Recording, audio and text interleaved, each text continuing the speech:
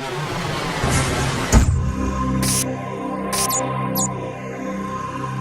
mean, this show is one of the best shows that I've ever been a part of in my life. Don't you see their bodies burning? The cell left them full of yearning, dying of anticipation, choking from intoxication. Don't you see their bodies burning?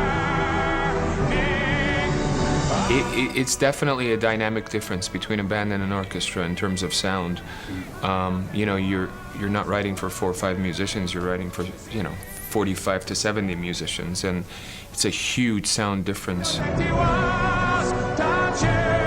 I just felt like really honored to be there with all those musicians and doing that.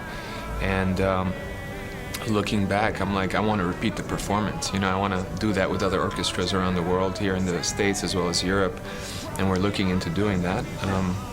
It's a whole different dynamic. It's great to rock out with a band, but the dynamics of an orchestra, like the really lows and the giant swell highs, are like, yeah, it's hard to find something like that. A lot of people ask me and say, do you think musicians are responsible in terms of activism, or should be responsible in disseminating certain truths or anything like that? I think the same goes for the fans. Do we think everyone is responsible for being led into a certain activist type of lifestyle? No. I think the most important thing that I've learned from music, doing music all this time, is that, to me, it's a way of reaching the truth.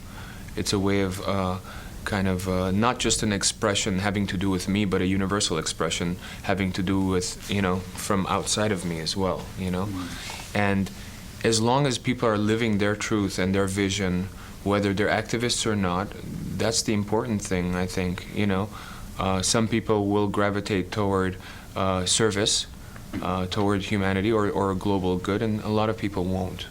And that's the reality of it.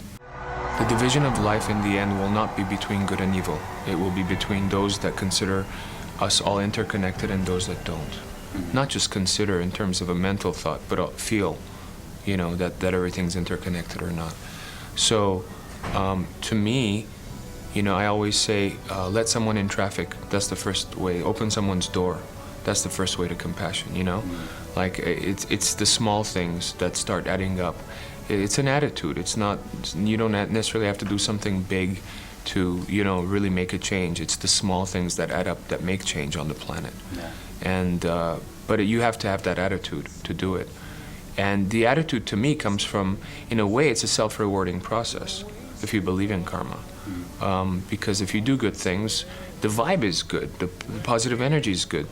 Other beings toward you toward other beings. But if you do things in a negative way, the reverse is true. And so, both in a self-rewarding type of way as well as compassion being the way, that's how I look at things. Don't you see their bodies burn?